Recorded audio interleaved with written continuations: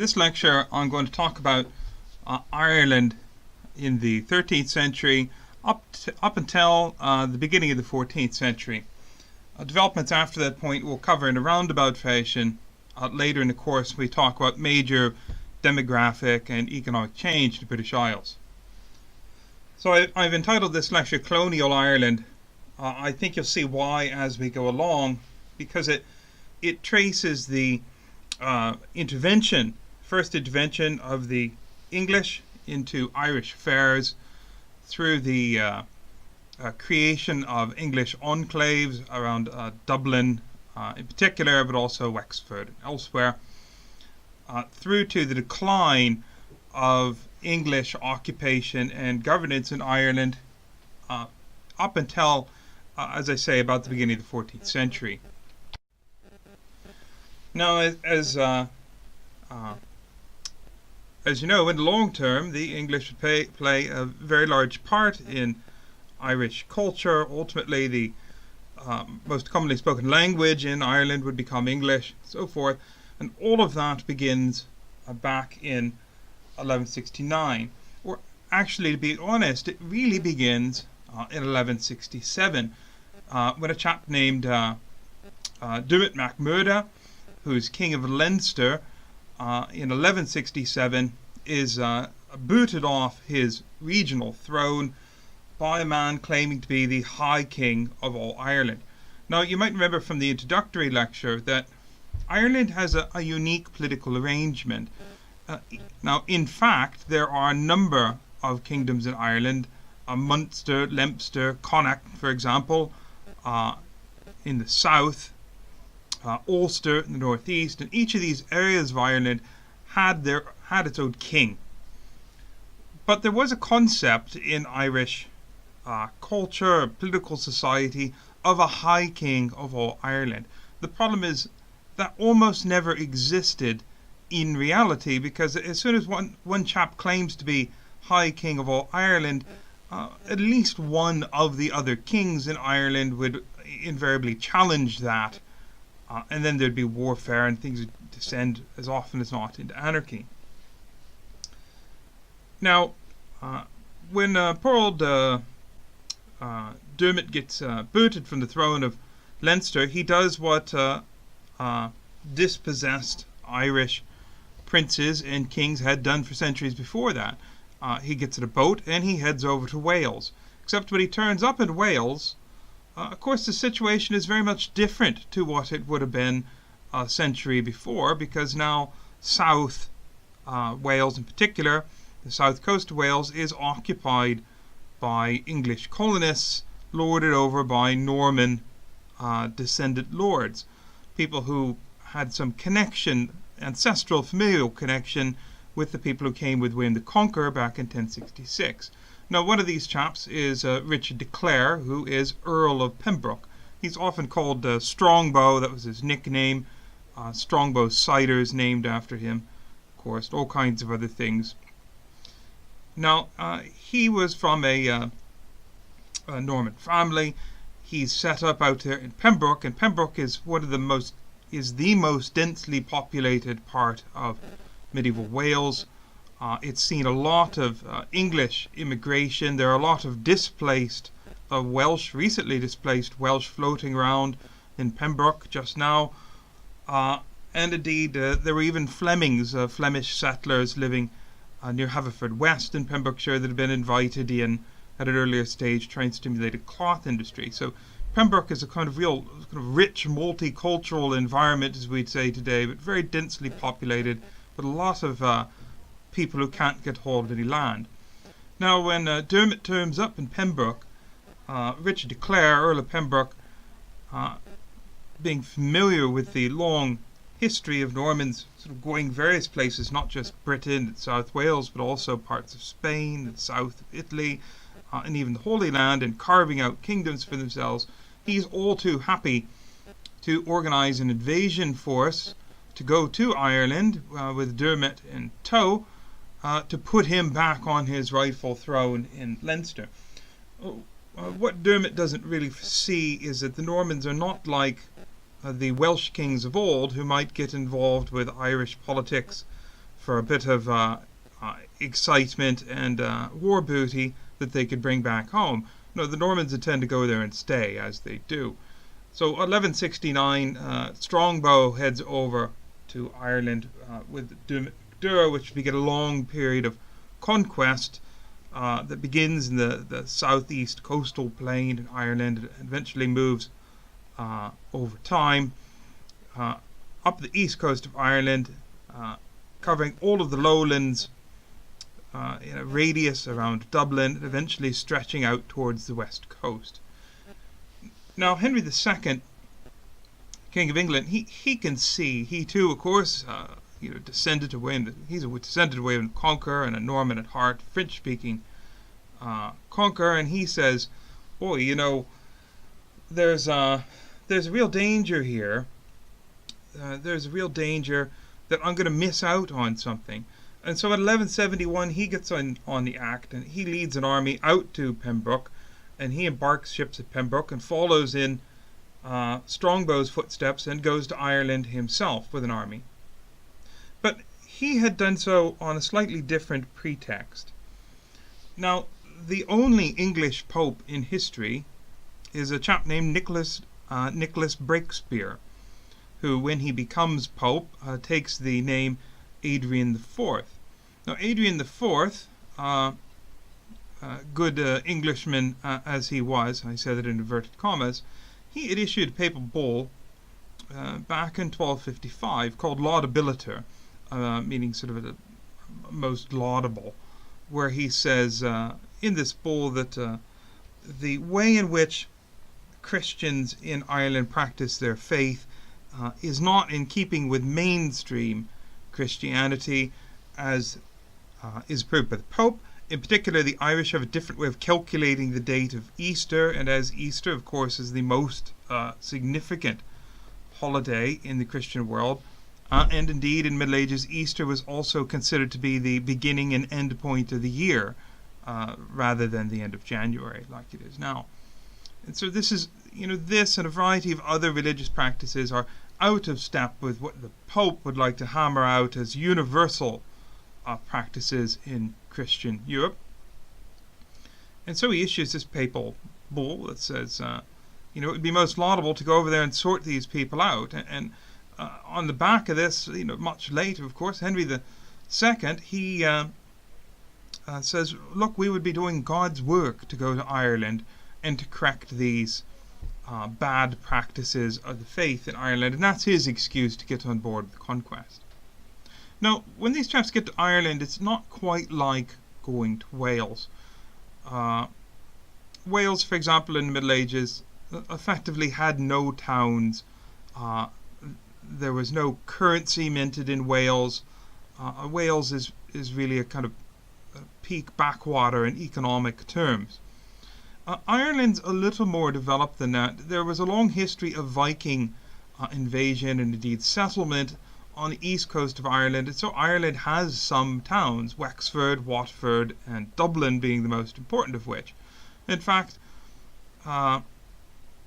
even after the Irish had more or less driven the Vikings out, the Battle of Dublin, some decades before, there were still Norse neighborhoods within these towns. Ostman Town, for example, there's an Ostman Town in Dublin. Ostman literally means East Man, because of course if you're in Ireland, these people come from the East. Ostman towns exist as Scandinavian suburbs in Wexford, Waterford, and Dublin, and these are trading communities. That said, the number of people living in towns was still relatively small in Ireland. The entire population of Ireland in 1100 is probably only 400,000. Now I want you to note here that will increase rapidly. There are probably 750,000 people in Ireland. The population of Ireland in 1100 is 400,000, and there are probably 750,000 people living in Ireland in 1300. Now this radical increase in population across the 12th and 13th centuries is something common to all of the British Isles, and we'll come back to that in a later lecture. But that increase in population goes hand in hand with a development and growth of urban centres and various other aspects of social and economic change.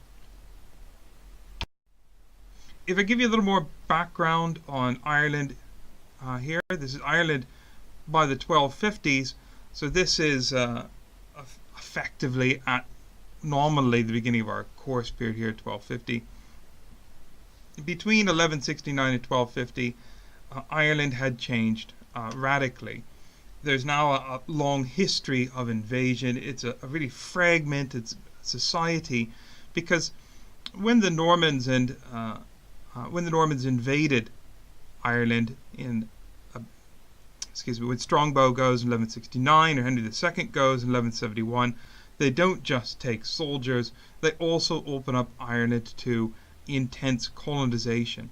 In fact, because the initial armies left from Pembrokeshire, there were so many Welsh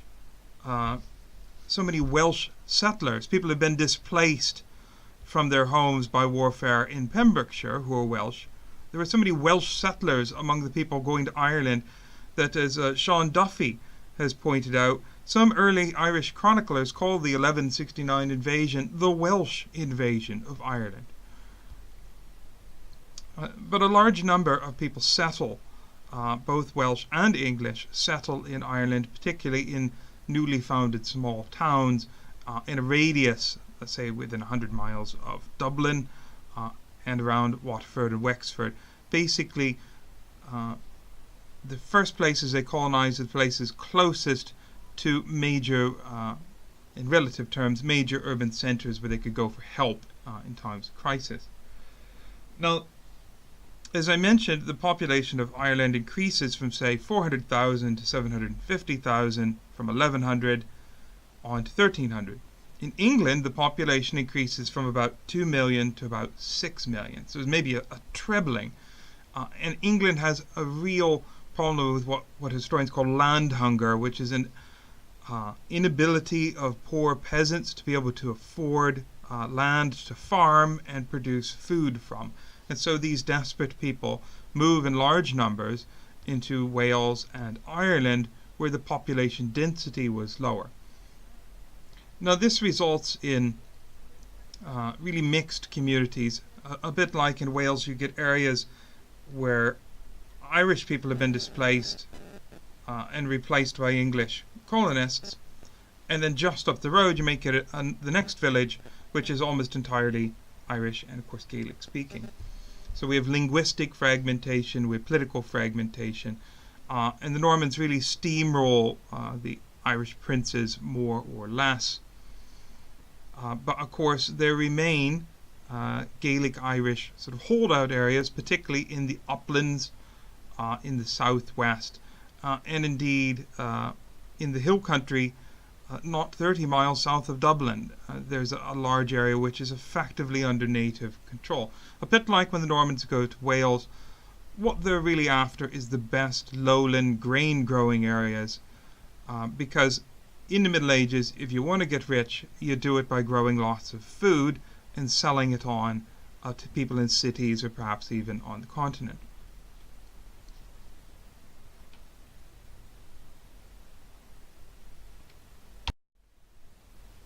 So there's an English government set up in Dublin, which eventually gets its own Dublin Parliament, and English statutory law is extended to Ireland, and Ireland becomes known as the Lordship of Ireland. Now that's a rather different experience to what was had in Wales. If you recall, in Wales, individual sort of Norman conquerors went to Wales. They carve out little pieces of Wales, which we call marcher lordships, and they rule them as pretty much tiny autonomous kingdoms. And indeed, when Edward I would eventually conquer the Principality of Gwynedd and extinguish native rule in Wales, he would also keep that principality land separate from the main realm of England, so that he could tax or make laws there as he felt without having to consult Parliament. Now, something quite different had happened in Ireland. English government intrudes itself quite fully into the area of English colonization in Ireland. The king, as a result of Henry II having taken over the conquest of Ireland in 1171, the king remains overlord of, or becomes overlord of all Anglicized lands in Ireland, and he has a seat of government, in effect, in Dublin for his administrators. But unfortunately, in the long run, this colonization effort is really neglected. For example, in 1254, young Henry, King Henry III of England, grants that the land of Ireland shall never be separated from the crown of England. But that's a little bit grand that he issues this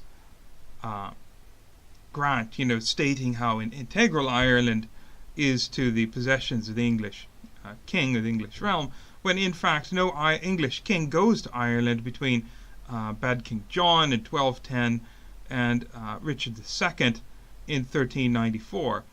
And one wonders if maybe there's good reason for that, because of course John goes to Ireland, but when he comes back to England he falls out with his barons, leading to Magna Carta, rebellion, and eventually his deposition.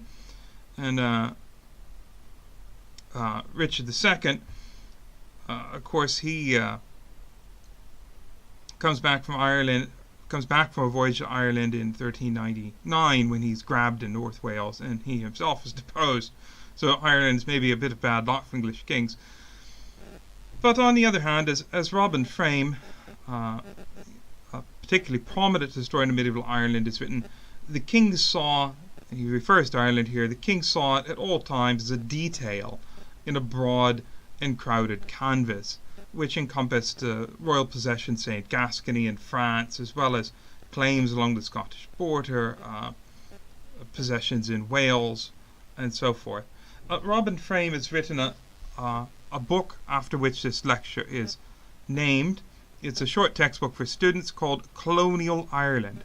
It's very simple to remember, Colonial Ireland, just like the name of this lecture. I'd encourage you to pick it up. Give it a quick read from cover to cover if you like. It's only about 120 pages. It'll cover everything I discuss here in much greater detail. So let's talk about this neglect of Ireland by the English crown and its deterioration. Since the king himself isn't in Ireland, Ireland is ruled in his name effectively by a chief governor of Ireland called a Lord Lieutenant. Now, between 1232 and 1254, there are but two Lord Lieutenants of Ireland. That means that you have relatively long tenures and relatively stable governance. The first of those is Fitzgerald. The Geraldines, as they're called, what are these Norman families, which are based in Pembrokeshire at the time of the invasion. And so there's, again, a long connection with Pembrokeshire.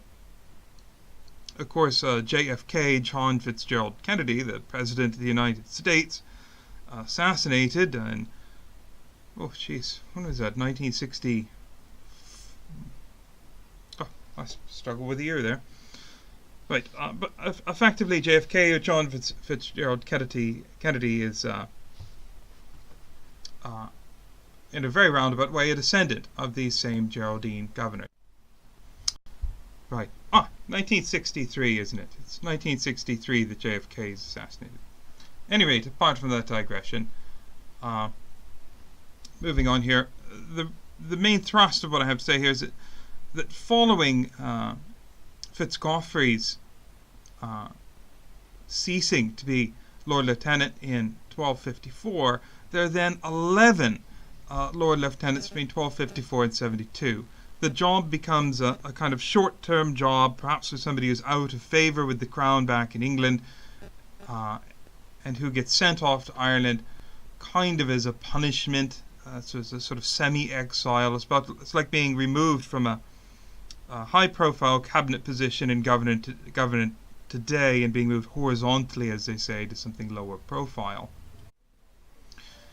There are various English nobles who, in theory, possess the anglicised parts of Ireland, but in fact they spend most of their time back in England, where they have the greater share of their possessions, and they can be engaged directly with the king and government. There are relatively few peasants in Ireland. I mean this in a variety of senses.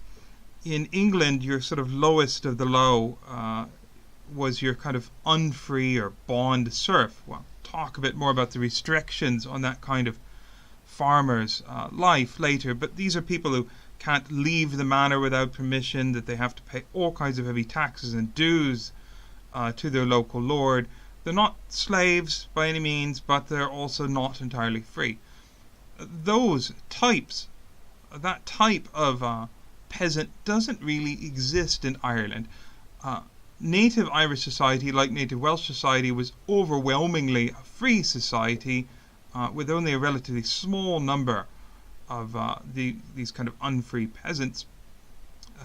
By small number, I mean, say, 10 or 15%, as opposed to the Midlands in England, where in 1200 maybe 80% of peasants would be these lowest of the low, unfree.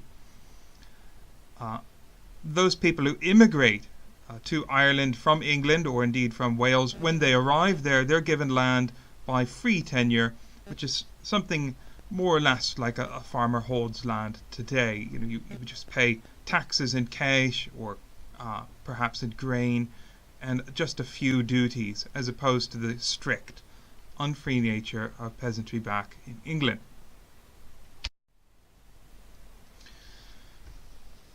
Now, as this period of what we call neglect or decline really kicks in, when we see a rapid turnover of governors, we see a loosening of royal control in Ireland.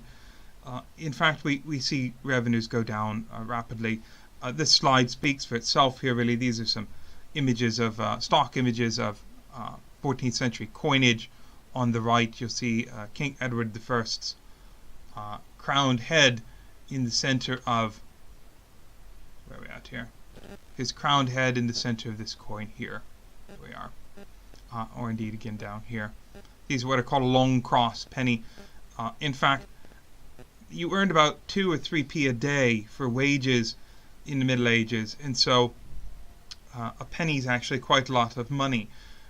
Therefore, the advantage of these long cross pennies was if you wanted to pay for something small, like a couple of loaves of bread, you could break it in half along this line, or indeed break it into quarters to pay for things, valued at a halfpenny or a farthing even. Right, I might as well reiterate these before we move on. Beginning of Edward I's reign in 1272, about £6,300 revenue are coming from Ireland. By the time we get to we're at here, the 5th year of Edward II's reign, which would be 1312, 1313, we're down to 2,800. So what are we talking there? A difference of just 40 years later, we've seen a 2/3 reduction in income. It's interesting that we see this fall off in income coming from Ireland, because at the same time the English crown's actually asking for more, particularly Edward I, against the backdrop of his constant fighting either in Wales or indeed in France around his Gascon lands. In 1296, for example, Edward asked for 3,000 men to come from Ireland to help in his army to fight against the Scots. There is a ridiculous, indeed a preposterous scene in the Mel Gibson's film Braveheart, where these Irish soldiers are shown supposedly joining with the Scots. Absolutely did not happen. But there were 3,000 Irishmen brought over to fight against the Scots. Back in 1286, £9,000 had been demanded from the English colony in Ireland to help pay various royal bills, and that money had been demanded to help cover the costs of Edward's castles that were being rapidly knocked up in Wales following the Second War of Welsh Conquest. Edward I's castles in Wales cost perhaps as much as £30,000, which is a truly extraordinary sum in the Middle Ages, but you might think of that kind of 3 billion today in modern costs. So Edward's asking for more from the English colony in Ireland. At the same time, it's being governed poorly, and the real returns are dropping off rapidly. There's increased lawlessness. Part of this comes from the inefficient administration. Part of this lawlessness also comes from the fact that the Crown realizes it can make good money by pardoning criminals and accepting, say, a cash payment rather than actually meting out punishment. So if somebody's, say, committed murder, you let them and their family pay a large payment and then release them rather than executing them. That's seen as a kind of endemic practice from major crimes such as murder to even relatively minor crimes. People can pay to get out from under them. Edward does pardon debts owed to the Dublin government. The Earl of Ulster, for example, who had, if I remember correctly, helped kick in to produce those soldiers to go fight Scotland for Edward. At one point, he owes £11,000 in back taxes to the Dublin government, but he makes various claims. He says, well, I have to spend a lot of money defending against the remaining native Irish and so forth, and I'm trying to help the Crown out. So his debts are written off, which may be a good way of keeping him on the right side of royal government, but it also means there's no money going into Dublin to do anything, to knock up defences even. The area of control of the Dublin royal government begins to shrink. At one point at its height, it had gone right the way across from Dublin to the west coast of Ireland, where there had been some at least superficial acknowledgement by the Irish, remaining native Irish, of English overlordship, but in fact it's this kind of 100-mile radius around Dublin by the time we get to 1300, an area which would come to be called the Pale. You've probably heard the expression that still exists, I think, today in common usage to describe something that's beyond your area of control, and that's when you say, well, it's beyond the pale. The Gaelic Irish actually begin to make a recovery. Obviously, the decline of control, the declining area of control of the royal government of Dublin provides a de facto assistance there. Also, there are these kind of gallow glass, which are a whole class of sort of young Scottish men who decide to find their fortune by acting as mercenaries for various Irish princes. It's a very old cultural tradition. You can think about how embedded it is in the culture, the idea of the young man going off to sort of find himself and prove himself as a quote unquote real man. There'd been a long tradition of young Scottish warriors heading to Ireland to do this, but that carries on in this period, and so there's always a kind of trickle of extra anti-English warriors into Ireland. The idea of high kingship in Ireland begins in the late 13th century to be revived on the backs of bards, which, like in Ireland as in Wales, are an important kind of cultural reference point. These are professional musicians who will go to the house of relatively wealthy people and sing songs and tell poems that they think those wealthy people want to hear. And of course, the type of songs that Irish nobles who could have a lineage stretching back to before conquest want to hear are songs about their own greatness. And there becomes a kind of social awareness and movement to the idea of perhaps moving beyond the bondage of English colonialism. Now, after Robert the First, King of Ireland, Robert Bruce, defeats Edward II, the Battle of Bannockburn in 1314, he decides that he's going to send his brother Edward Bruce over to Ireland with a Scottish invasion force, so as to try and unite the Irish with the Scots against the English. And want to open up another front in the war against the English. Robert Bruce writes to the Irish, "We and you, our people and your people, have been free since ancient times, stem from one seed of birth, and are urged to come together in love more eagerly and joyfully by a common language and common custom." And here he refers to the similarity between Scots Gaelic and Irish Gaelic.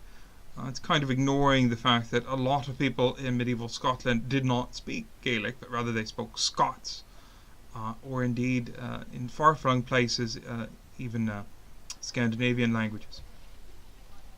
But there is an appeal. As I mentioned, the late 13th, early 14th century across Western Europe is a time of awakening of national identity and consciousness for the first time in European history. That's a bit of a contentious statement, but I leave it to you to either agree or challenge that if you should write an essay that relates to that point. 1315, Edward Bruce lands in Ireland. He's supported by Gaelic Irish chieftains. Bruce is named High King of Ireland. This is part of the revival of the idea of a High King. This is really, it might seem strange, why is a Scot named High King of Ireland, but it's rather a kind of politic move, because since he's an outsider in a way, he can claim that title and perhaps unify the native Irish without being subject to the kind of rivalries that exist between native Irish families. If one native Irish noble family were to claim high kingship, the others would probably try and tear him down. Gaelic support wanes pretty quickly, though. From December of 1315, there's famine. In fact, what we call the Great Famine of 1315 to 17, in which it's estimated between 10 and 15% of all people in Britain starved to death from a lack of food. And so it's, of course, a really unfortunate timing. So Gaelic support wanes. It's hard to keep any kind of an army in the field when there's no food for anyone, let alone a large agglomeration of people. Bruce is killed in combat in 1318, and that's the end of that, really. But his presence there in this kind of episode stimulates the writing of a very important document in Irish history, something equivalent to the Scottish Declaration of Arbroath, where they stated their independence. In an Irish context, this is known as the Remonstrance of the Irish Princes, penned by the King of Ulster, as you know, Ulster being northeast Ireland, penned by the King of Ulster, 1317, it's right in the midst of Edward Bruce's presence in Ireland. I give you some main points from it here. It's sent off to Pope John the 22nd, and it requests that Pope Adrian's, the English Pope Adrian's, papal bull of laudability be repealed. It says effectively, we practice Christianity as properly and well as anyone, so that's no longer relevant. We want that rolled back. It's penned, interestingly enough, kind of for the Bruce, and so you think there is a kind of awareness of the equally emergent sense of Scottish nationalism at work here. This is entirely a native invention, but it refers to kind of a middle nation here of people who are not just Irish, but people who have been settled there for so long that they're neither quite English or Irish. And it refers to the English, interestingly enough, as crafty foxes and ravening wolves. And I give you a more appropriate, or maybe a more meaningful quote here. It says that effectively the English invaders have forced us to seek mountains, forests, bogs, and barren places, even rocky caves, in order to save our lives, and over a long period have made us dwell in these places like wild beasts. So there's interesting overtones here to a kind of emergent ethnographic literature which exists by this period, written by, among other authors, quite famously by Gerard of Wales, who'd been in Ireland not long after the conquest and had, in relative terms, and had written a history of the conquest of Ireland. He quite dehumanizes the Irish, and there's a bit of a pushback here. That this is about, are we civilized people able to look after themselves, or are we not? And if we're not living like civilized people, it's because it's not our fault. It's because the outsider, the English colonist, the English king, has forced us to dwell in these places like wild beasts. It's an interesting dialogue there. As I mentioned, there is a kind of Anglo-Irish middle nation that comes into existence by this point in history. They're not English, but rather the English of Ireland. And as a collective, these are people who have to straddle the area of English control and the area of Irish control, which is constantly changing. And by the late 13th century, particularly the early 14th century, things are moving in the direction of a greater degree of Irish dominance.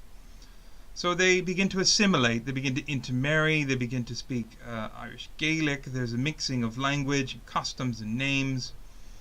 For example, the de Mandeville family renames itself the MacQuillan family. So you can see here a kind of real conscious attempt to make sure that you're not obviously the enemy of either side as a strategy for survival. Now there's a sense here that there's a need for clarity. The English, who are seeing reverses, begin to push back on this. They feel that they're losing control. And of course, famously, the English king declares that anyone who speaks Irish is an enemy of the English. And Irish Gaelic culture is seen as a sign of degeneracy. Now, degeneracy literally means, in a technical sense, de means from in Latin, and gens means people. So to degens oneself, to degenerate, means to unpeople oneself. And so the Gaelic culture among people with an English, ethnic heritage is seen as, the adoption of it is seen as unpeopling oneself. The last thing I'll mention here, this is our final slide, there's some administrative pushback. Even the Statute of Kilkenny, issued in 1366, for example, bans, I back up a little bit here. From 1297, there are various bans on Irish language and culture. You may not use the Irish language in courts, for example, things like that, but there are certain bans in language and culture. But particularly the Statute of Kilkenny, issued in 1366, is a nice roundup of these points. It says that you're not an Englishman if you don't shave. You're not an Englishman if you don't cut your hair properly. You're not an Englishman if you don't ride with a saddle, because the Irish were known to ride horses bareback, as we say today, as opposed to in a saddle. You shouldn't dress like an Irishman. You shouldn't speak like an Irishman. It's a kind of real list of do's and don'ts if you want to be considered an Englishman at law. It's an interesting read. You can, if you attempt a question about Irish law, for example, it's a good piece of literature to look at. John Lydon, most famously, in his article about the quote-unquote middle nation, he says, the most authoritative summary of the so-called anti-Irish legislation is this Statute of Kilkenny of 1366. Lydon has an article called The Middle Nation. You'll see it in a reading list for either HIH227 or HIL227. But really it's just a doomed attempt to turn back the tide, because English control is waning, would continue to wane in Ireland throughout the 14th century.